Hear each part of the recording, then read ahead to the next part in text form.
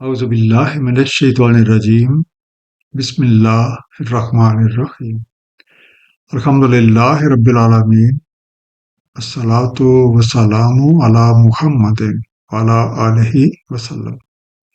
انشاءاللہ آج ہم سورہ کاف کے 9 رکوع کا مطالعہ کریں گے۔ اس پچھلے رکوع کا خاتمہ اس بات پہ ہوا تھا کہ رب کریم اپنے نظام ہدایت کے تحت رسولوں کو بھیجتے رہے ہیں۔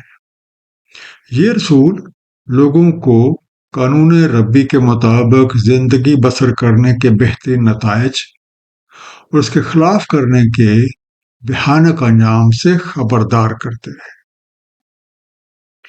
جب بھی کسی قوم نے رائے حق سے منہ پھیرے رکھا اور ظلم و ستم پر ہی کمر بستہ رہے تو ان پہ کوئی نہ کوئی عذاب نازل ہوا۔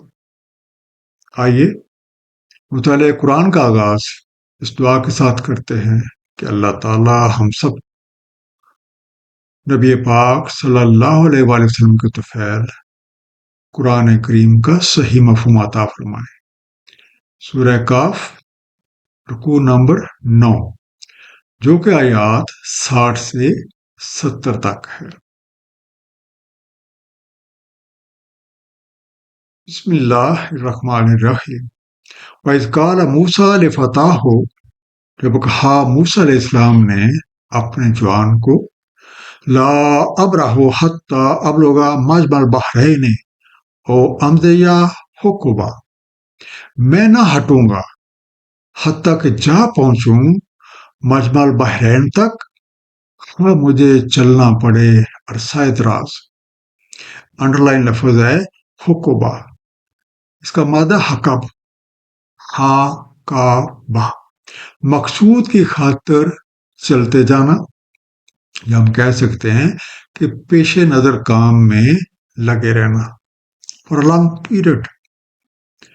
سورہ کاف میں مذکور یہ تیسرا واقعہ ہے اور اس میں ہمیں کائناتی امور سے متعلق دو مختلف ہستیوں اور ان کی طرز عمل سے آگاہ کیا جا رہا ہے۔ اس واقعہ میں حضرت موسیٰ علیہ السلام کی اس ملاقات کا ذکر ہے جو ایک صاحب باطن سے ہوئی، اور اس کی تفصیلات اس رکوع میں اور اس سے اگلے رکوع میں مذکور ہیں۔ اس واقعہ کا پس منظر ہمیں حدیث شریف میں بھی ملتا ہے۔ صحیح بخاری کتاب الانبیاء جلد نمبر 4 حدیث نمبر 3400 اس کے مطابق نبی پاک صلی اللہ علیہ وآلہ وسلم کا فرمان ہے کہ ایک روز حضرت موسیٰ علیہ السلام تبلیغ کر رہے تھے۔ ان سے ایک شخص نے پوچھا، اس زمانے میں سب سے بڑا عالم کون ہے؟ حضرت موسیٰ علیہ السلام جواب دیا، اللہ تعالیٰ نے مجھے سب سے زیادہ علم بخشا ہے۔ اللہ تعالیٰ نے حضرت موسیٰ علیہ السلام فرمایا، اے موسیٰ، جہاں دو سمندر ملتے ہیں وہاں ہمارا ایک بندہ ہے جو بعض امور میں تم سے کہیں زیادہ عالم اور دانا ہے۔ موسیٰ علیہ السلام عرض کی، پروردگار، اس بندے تک پہنچنے کا طریقہ کیا ہے؟ ارشاد ہوا کہ ایک مچھلی کو توشہ دان میں رکھ لو، جس مقام پہ مچھلی گم ہو جائے اسی مقام پہ وہ شخص ملے گا۔ چنانچہ حضرت موسیٰ علیہ السلام نے مچھلی کو توشہ دان میں رکھ لیا اور حضرت یوشع کو ساتھ لے کے اس مرد صالح کی تلاش میں روانہ ہو گئے۔ آپ نے اپنے اس عزم کا اظہار کیا کہ جب تک وہ مطلوبہ جگہ پہ پہنچ کے اس مرد صالح سے نہیں مل لیں گے اپنے سفر کو جاری رکھیں گے۔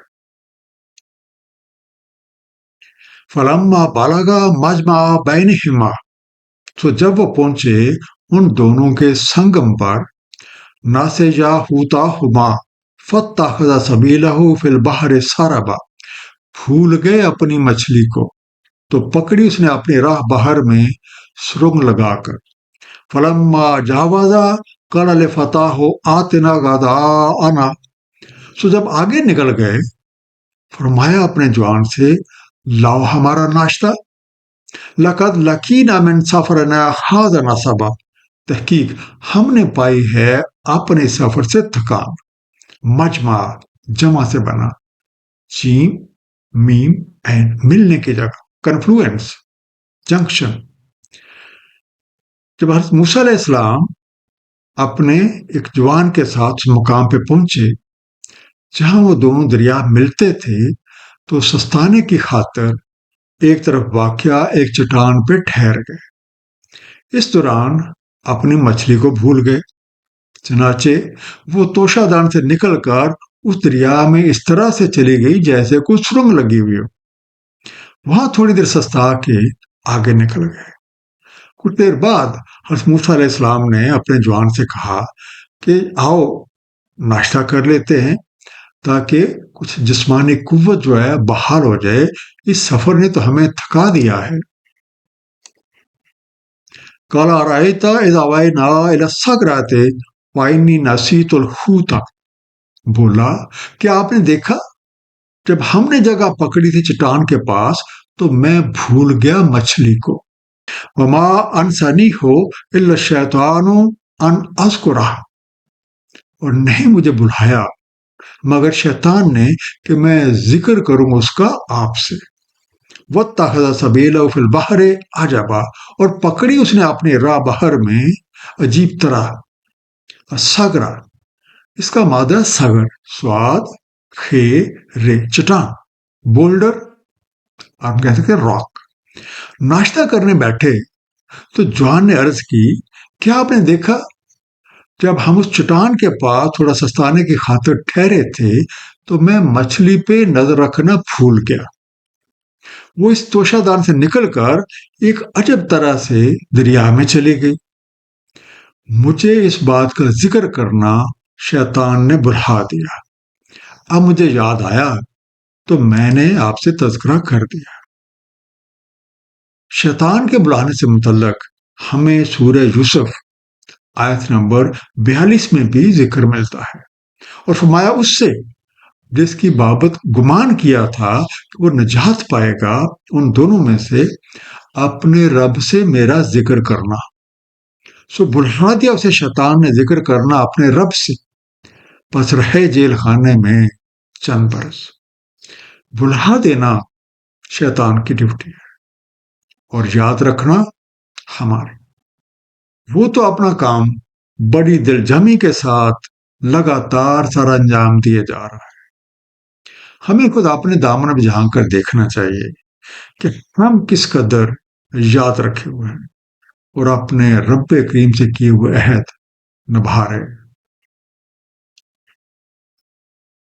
قال ذالک ما کنا نبغی، فرمایا یہی تو ہے جس کی ہمیں تلاش تھی۔ فرتدا علی آثارہما قصصا، پس واپس لوٹے اپنے نقش قدم کو دیکھتے ہوئے۔ فوجد عبدا من عبادنا اتیناہ رحمتا من عندنا، پس انہوں نے پایا ہمارے بندوں میں سے ایک بندہ جسے ہم نے دی تھی اپنی رحمت خاص۔ وعلمناہ من لدنا علما، اور ہم نے سکھلایا تھا اسے علم لدنی۔ فرتدا ردت سے بنا، رے دال دال، پس واپس پلٹے، سو دے ٹرن بیک۔ جوان کی بات سنتے ہی موسیٰ علیہ السلام نے کہا کہ ہمیں جس مقام کی تلاش تھی وہ تو وہی جگہ تھی۔ اب چونکہ اس جگہ سے آگے نکل چکے تھے لہذا اپنے ہی قدموں کا نشان دیکھتے ہوئے اسی جگہ واپس لوٹے۔ وہاں دونوں نے ہمارے بندوں میں سے ایک بندے کو پایا جس کو ہم نے اپنے رحمت خاص سے نوازا تھا اور اسے اپنی طرف سے ایک خاص علم دے رکھا تھا۔ اکثر مفسرین کرام نے اس بندے کا نام حضرت خضر بتایا ہے، لیکن قرآن کریم میں یہ نام نہیں ہے۔ قال لہ موسیٰ هل اتبعک علی ان تعلمانی مما علمت رشدا، کہا اس سے موسیٰ علیہ السلام نے کیا میں آپ کی اتباع کر سکتا ہوں اس پر کہ آپ مجھے تعلیم کریں اس سے جو علم رشد آپ کو ملا۔ قال انک لن تستطیع معی صبر، کہا آپ میں نہیں ہے استطاعت میرے ساتھ رہ کے صبر کی۔ تستطیع ذہنی یا جسمانی استعداد کار کا ہونا، ہیو ابلٹی۔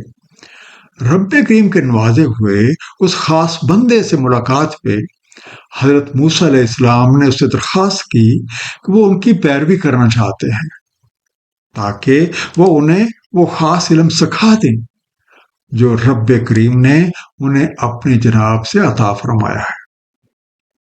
جس پر اس مرد خاص نے کہا کہ ابھی آپ میں اتنی ذہنی وسعت نہیں ہے کہ آپ میرے ساتھ رہ کے اور مجھے مختلف امور سر انجام دیتے ہوئے دیکھ کر صبر کر سکے۔ یہ تو ایک خاص علم ہے اور دینے والا جب چاہے عطا کرتا ہے، لیکن اس کے لیے ایک خاص سکت اور ذہنی وسعت درکار ہے۔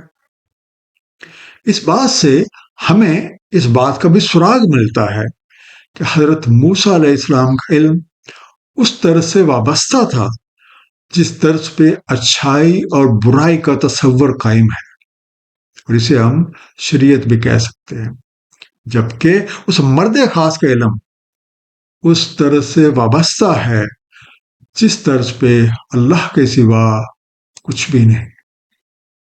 بات کرنے کا یہ مقصد ہرگز نہیں کہ حضرت موسیٰ علیہ السلام کی حیثیت کم تھی یا اس بندے کی حیثیت زیادہ تھی۔ مقصد صرف اس بات پہ توجہ دلانا ہے کہ حضرت موسیٰ علیہ السلام تلاش کرتے ہوئے اس بندے تک پہنچے تھے، جبکہ وہ بندہ حضرت موسیٰ علیہ السلام کے پاس نہیں آیا۔ دونوں کا اپنا اپنا مقام اور دونوں کا اپنا اپنا دائرہ کار ہے۔ وَكَيْفَ تَصْبِرُ عَلَى مَا لَمْ تُحِطْ بِهِ خُبْرًا، اور کیسے صبر کر سکتے ہیں آپ اس پہ جس کا آپ نے احاطہ نہیں کیا بطور خبر۔ قَالَ سَتَجِدُنِي إِن شَاءَ اللَّهُ صَابِرًا وَلَا أَعْصِي لَكَ أَمْرًا، فرمایا آپ مجھے پائیں گے انشاءاللہ صابر، اور نہ نافرمانی کروں گا میں آپ کی کسی معاملہ میں۔ خبرا خبر سے بنا، خبرا کسی چیز کے بارے میں علم اور تجربے کی بنیاد پہ آگاہ، awareness due to knowledge and experience. ستاجدونی وجہ سے بنا، واو جیم دال، آپ مجھے پائیں گے، یو وڈ فائنڈ می۔ اس مرد خاص نے حضرت موسیٰ علیہ السلام سے مزید کہا کہ میرے ساتھ رہتے ہوئے جب کچھ ایسی چیزیں آپ دیکھیں گے جو آپ کے پاس موجود علم کے مطابق نہیں ہیں تو آپ کے لیے صبر کرنا مشکل ہو جائے گا۔ حضرت موسیٰ علیہ السلام نے علم خاص کے اصول کی خاطر طویل سفر کر کے اس بندے کو ڈھونڈا تھا۔ ان کی تو دلی خواہش تھی کہ وہ اس کے ساتھ رہ کے وہ علم سیکھے۔ چنانچہ آپ نے کہا مجھے تو حصول علم کی طلب ہے، اور انشاءاللہ اس معاملے میں ہر ممکن ضبط سے کام لوں گا اور آپ کے کسی بھی معاملہ میں نافرمانی نہیں کروں گا۔ گویا علم خصوصی سیکھنے کے لیے اپنے رہبر کی ہر بات کو خاموشی کے ساتھ سننا اور کسی بھی معاملے میں ان کی نافرمانی نہ کرنا شرط ہے۔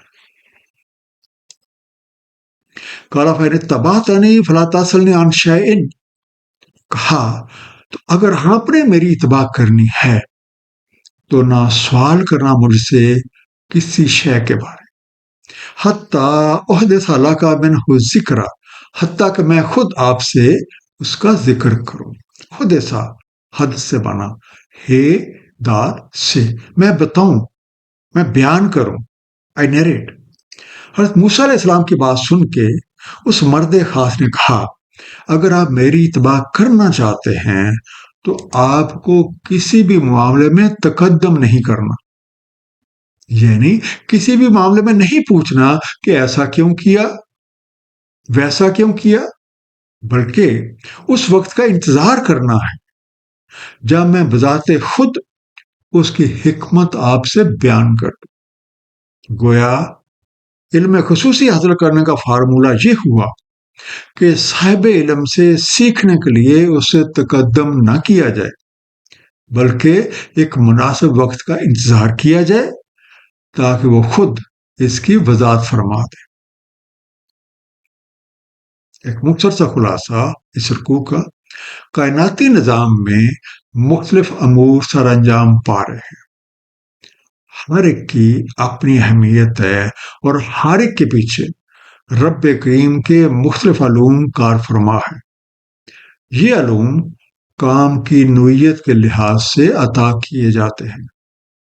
حضرت موسیٰ علیہ السلام کے پاس موجود علم اس طرز سے وابستہ تھا جس طرز پہ اچھائی اور برائی کا تصور قائم ہے، جسے ہم شریعت کہہ سکتے ہیں، جبکہ اس بندے کا علم اس طرز سے وابستہ ہے جس طرز پہ اللہ کے سوا کچھ بھی نہیں۔ بات کسی کی حیثیت یا مقام کے مقابلے کی نہیں، بلکہ اس طرف توجہ دلانا ہے کہ حضرت موسیٰ علیہ السلام تلاش کرتے ہوئے اس بندے تک پہنچے، جبکہ وہ بندہ حضرت موسیٰ علیہ السلام تک نہیں آیا۔ دونوں کی اپنی اپنی اہمیت اور اپنا اپنا دائرہ کار ہے، اور ہماری اس دنیا میں علم کی یہ دونوں طرزیں موجود ہیں۔ اللہ تعالیٰ ہم سب قرآن کریم کو صحیح طور پہ سمجھنے اور اس پہ نبی پاک صلی اللہ علیہ وآلہ وسلم کی سنت مبارکہ کے مطابق عمل کرنے کی توفیق عنایت فرمائے۔ صدق اللہ العلی العظیم، صلی اللہ تعالی علی حبیبہ محمد وآلہ وسلم۔